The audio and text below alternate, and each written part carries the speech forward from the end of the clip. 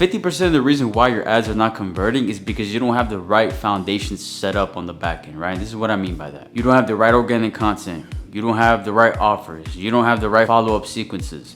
And that's why they don't convert. It's not because the creative isn't good enough or there's nobody wanting stuff in your industry. Not everyone needs ads, guys. Ads is if you reach a certain threshold in your business, you're making enough profit to reinvest into the company to help it grow.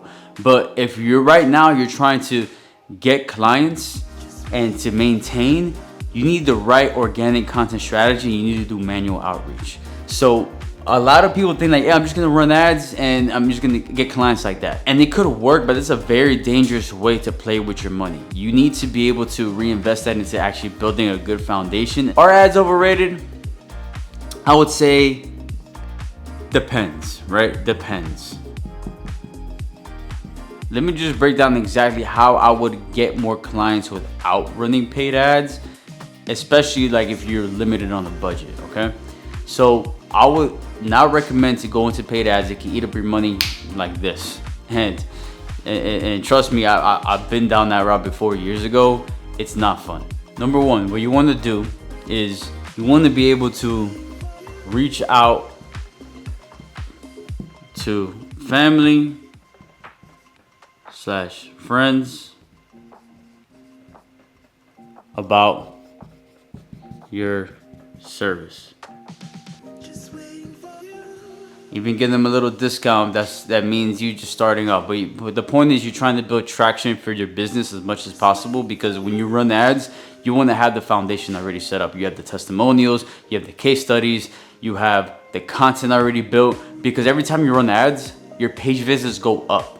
So if you're running ads to an empty page, people are gonna be like, "Yo, this is a scam." You don't want to be looked at as a scam. So to avoid yourself looking like a scam, you need to be able to build testimonials quick and to get good case studies and to get good people right here that could be raving fans for you, because you want people to vouch for you at the end of the day. So once you start reaching out to people about your service, you start selling it to them, maybe even for a discount, maybe even for free. Record the process and post it on your page. Again, you're building a foundation, you're building an audience, you're building raving fans. You want to have that already established, okay? And then you never know, the more content that you post, right? Record the process and post. The more content that you post, again, you can generate that word of mouth and referrals. At the end of the day, there's nothing wrong with word of mouth and referrals. Like, I still really depend on that too. But you need to be able to show up on there every single day. Like, you have to be committed to this content life, okay? And you need to record the process, document it, and there's no better way to do it than with family, friends, or any close acquaintances that you have, okay? So after you start recording the process, you start posting, you start getting traction, you want to start working on a lead magnet and offer. This right here is going to help attract new people instead of the old people that you were so close to working with. What is a good lead magnet and offer that you could come up with that will get people into your page to help close people in with your service and your product, right? Once you develop that, then you can start doing some manual outreach. DMs. You can even cold call, email, door knock. I mean, honestly, I'm more about DMs because I can knock that out in a lot. And like, if I dedicate 1 hour to DMs, I can knock out a lot of it. But these are some good ways to go ahead and start manual outreaching once you have that and you have a good foundation built. Okay. Once obviously you DM, you get a couple more sales in with the cold prospects.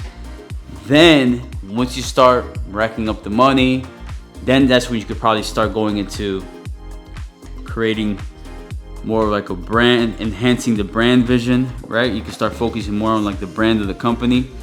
So invest time into the branding. I gotta take handwriting classes, man, because my handwriting sucks. But so yeah, invest time into the branding of it, because again, if your goal is to scale, you want to run ads 100%, right? But you don't want to waste your money on ads, man. Facebook collects so much money off of businesses and people because they just are lost and they don't know that they need to have this type of steps first and a good foundation built before they go ahead and spend money on the platform. Shout out to Mark Zuckerberg. He's built a good business model, right? But you want to avoid getting ripped off from there. So when you invest time into the branding, after you've already closed warm prospects, recorded the process, you've developed the lead magnets and the offers, you've done the manual outreach, right? Because now it's all you're doing right now is outbound. You want to prepare yourself to do inbound, which is again ads. People are coming to you now based off what we're promoting out there. You want to give them a good experience. So that's why I like a good branding, like a good experience to your company, who you are, what you do, right? The part of the branding is the introductory videos, like what your mission is, why you started the company, who you are, like how you relate, like what your background is. You don't know what type of hearts and emotion and triggers you can get from somebody when you start promoting that, right? What type of experience do you want to give people when they come into your company, when you're offering that product and service? That's why it's super, super important, because again, your page visits are going to go up when you start running ads and getting more inbound marketing. And once you start developing the branding, you have that solidified, you start creating content. Create content on the new brand vision. Content on new brand vision. Then you want to make sure, then you can start preparing for ads. But before you do the ads, before you run the ads, you want to have a good follow-up sequence in hand. You have the offer already. You have the branding. You've done some manual outreach, so you know the type of people you want to work with, right? Now it's like, okay, cool. You created the content. You want to get the more inbound marketing. You're tired of doing the outreach. You don't have time to do the outreach anymore. Cool.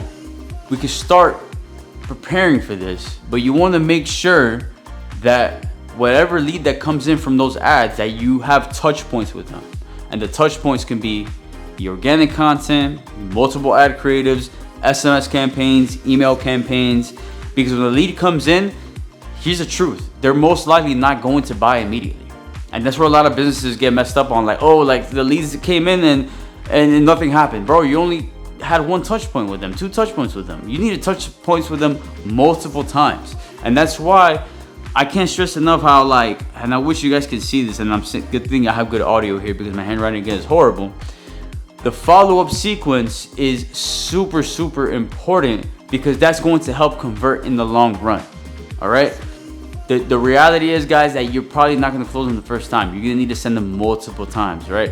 A newsletter or more organic content for them to follow. Maybe create another offer that gives them an incentive to be like, okay, cool, I actually need this product right now.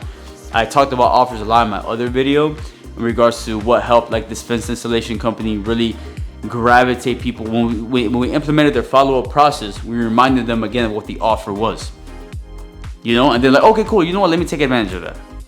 So that's why, like, before you do ads, like, it is super important to have that dialed in, because it's going to make your life a lot easier and you're going to convert more sales because you have that set up. So ads can be very overrated for a company that if you don't have anything set up on the back end, right? But if you have, and if you don't have anything set up on the back end, and if right now you're kind of looking to get more clients, keep afloat, right? And you have to wait to kind of wait to build up a good profit margin to reinvest it into ads to grow the company. But that's where it can be overrated. It's not overrated when it comes to growing. Like you need to run it. But for sure, when it comes down to actually getting more clients, building a good foundation, You don't need ads to do that. You need the right content strategy. You need to do some manual outreach, build a good community around you, follow what you let everybody know close to you about what you're doing, because again, you want to depend on the referrals and word of mouth, and just start just building from scratch and posting yourself, because you want to know everything about the business. I hope this clarified for a lot of you when to run ads, when not to run ads, how you can get more clients with just doing manual outreach and organic content. There's nothing wrong with that. And you know, just hopefully I saved you a couple $1,000s and time, you know, on not running ads because you're just simply not ready. Okay, so hope you guys found this valuable. We're gonna drop a lot more videos like this. Leave a like, comment, share, subscribe to the channel, and we're happy to keep giving you guys as much value as possible when it comes to creating content to make more money in your business. All right, guys, take care.